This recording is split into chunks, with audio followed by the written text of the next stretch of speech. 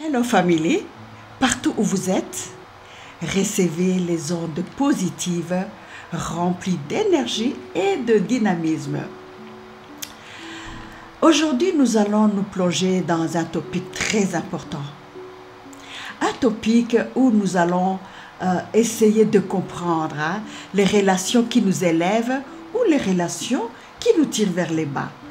Alors, ce sont ces genres de relations qui nous tirent vers les bas et qui ne nous apprennent rien. C'est ce que nous appelons les relations toxiques et c'est ce que nous allons développer aujourd'hui.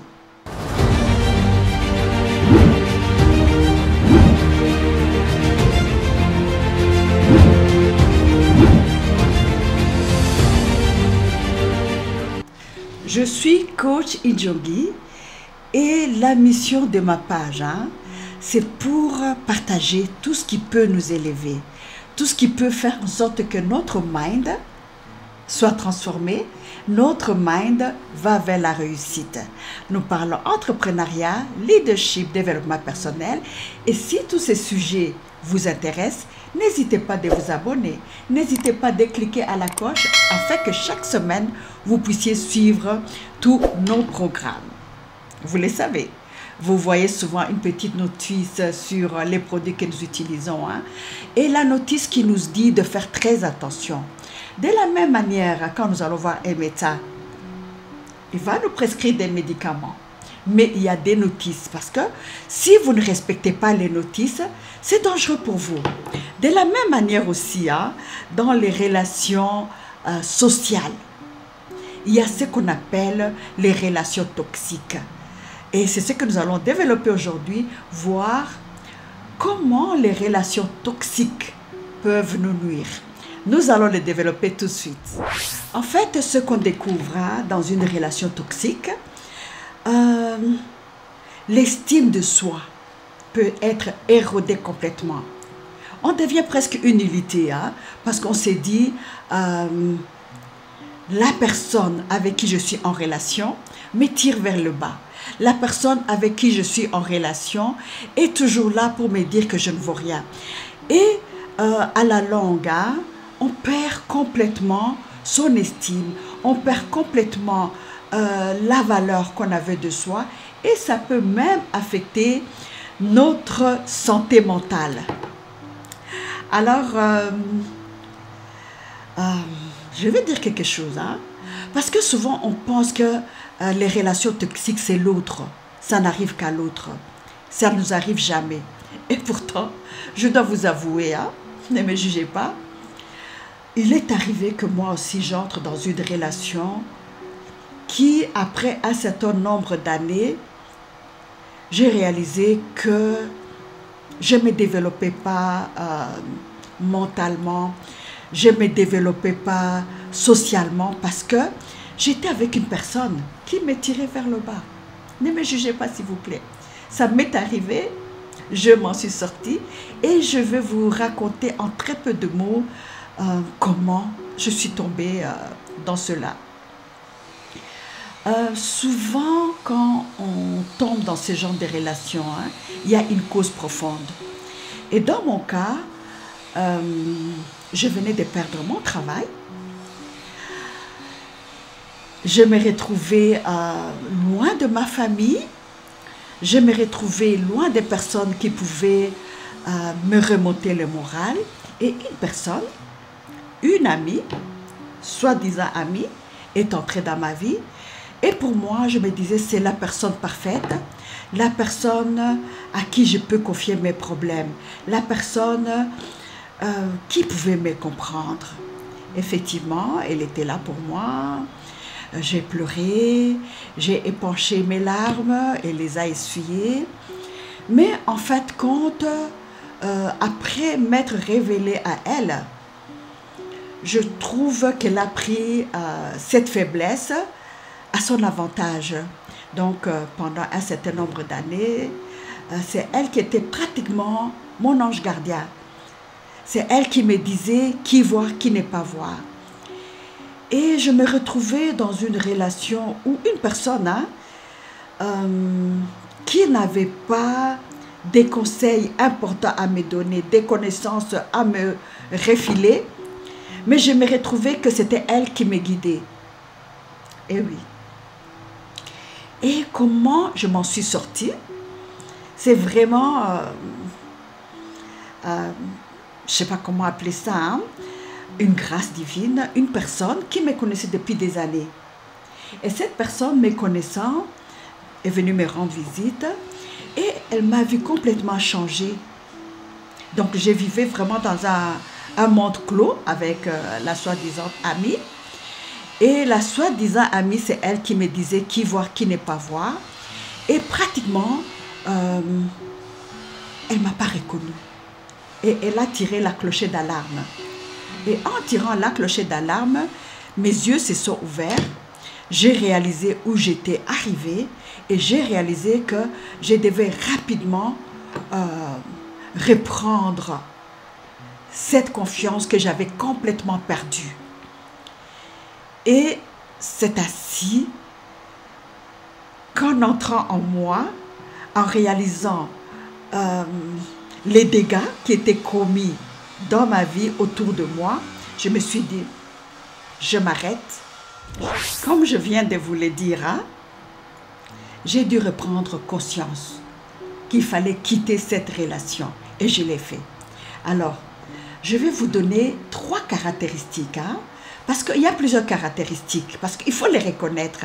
Si on ne reconnaît pas que cette personne est en train de me tirer vers là-bas, eh bien, on va croire que c'est correct. Non, ce n'est pas correct.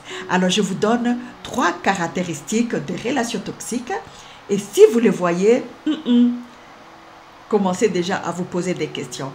Première caractéristique, c'est le contrôle excessif. Et oui, la personne qui vous contrôle, ce sera pratiquement la télécommande de votre vie. Dans mon cas, c'était l'ami qui me dirigeait. Elle est plus jeune que moi, ça je dois vous le dire, elle était plus jeune que moi. Académiquement, je peux en parler aussi, elle ne m'apportait rien. Professionnellement, elle ne m'apportait rien. Mais elle avait pris possession de moi. Donc, c'est comme si c'était elle qui était ma télécommande, qui me disait ce qu'il fallait faire. Donc, vous imaginez, vous êtes dans une relation où c'est une personne qui ne vous apporte rien, mais qui a la télécommande de votre vie. Alors, vous allez remarquer que c'est une personne qui veut vous contrôler d'une façon excessive.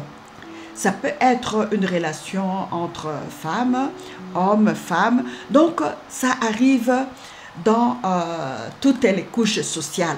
Donc, attention, contrôle excessif, méfiez-vous. Deuxième caractéristique, le jeu du pouvoir. Donc, la personne veut avoir le pouvoir sur vous. Eh oui.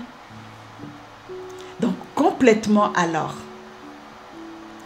Alors, quand vous voyez que cette personne, une personne avec qui vous êtes en relation, commence à avoir cette attitude de boss de votre vie, alors dites-vous, c'est déjà un danger pour moi, un non catégorique. Troisième caractéristique, l'isolement social. Eh oui, la personne va vous montrer que c'est elle ou lui qui est la seule bouée de sauvetage. C'est elle qui peut répondre à tous vos besoins. C'est elle qui est là pour vous protéger. C'est elle. Donc, en fait, elle vous coupe de tout ce qui est autour de vous. Et si vous ne faites même pas attention, ton frère, ta soeur, ta tante vont même devenir des sorciers. En Afrique, on va dire, telle tante, c'est une sorcière. Donc, elle va vous montrer que toutes les personnes autour de vous ne sont pas bonnes pour vous. Et ça arrive. Dans mon cas, ça m'est arrivé aussi. Moi qui suis vraiment sociale, hein, j'aime la compagnie, mais je me suis retrouvée où la seule personne que je fréquentais, c'était mon ami, soi-disant ami, tous mes programmes, mes sorties, mes restaurants, c'était uniquement avec elle. Donc, comme si il n'y avait personne autour de moi. Donc, si vous voyez cela, une personne qui veut vous couper de la société, comme je viens de vous le dire, hein, le plus important quand on est dans ce genre de relations, le plus important aussi quand on a réalisé qu'on était dans une relation qui n'était pas correcte, hein, pour moi, apprendre à se pardonner. J'ai appris à me pardonner parce que je me disais, moi je posais des questions. Je me disais, mais comment est-ce possible une personne de mon âge, parce qu'à l'époque j'avais déjà 55 ans. Donc une personne qui connaît la vie, une personne qui en a vu de toutes les couleurs, une personne qui a eu de l'expérience de la vie, comment j'étais en train de me faire malmener par une jeune femme. Alors, je n'avais pas compris ce comportement de moi-même. Et j'ai compris qu'en fait, j'étais vulnérable. À l'époque en question, j'étais vulnérable, comme je l'ai dit.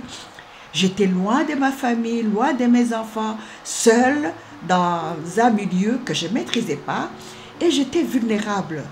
Et à ce moment-là, je me suis dit, ça m'est arrivé. C'est vrai, j'ai commis des erreurs, c'est vrai, j'ai ouvert un peu trop mon cœur, c'est vrai, et je me pardonne, parce que c'est la chose la plus importante, hein. Je me pardonne, et je me relève, et j'avance, et j'apprends maintenant à reprendre confiance en moi. Donc je suis passée par ce chemin. Quelles sont les stratégies que j'ai prises pour être ce que je suis aujourd'hui, 5 ans après? Eh bien, c'est ce que je vais partager avec vous dans le prochain topic.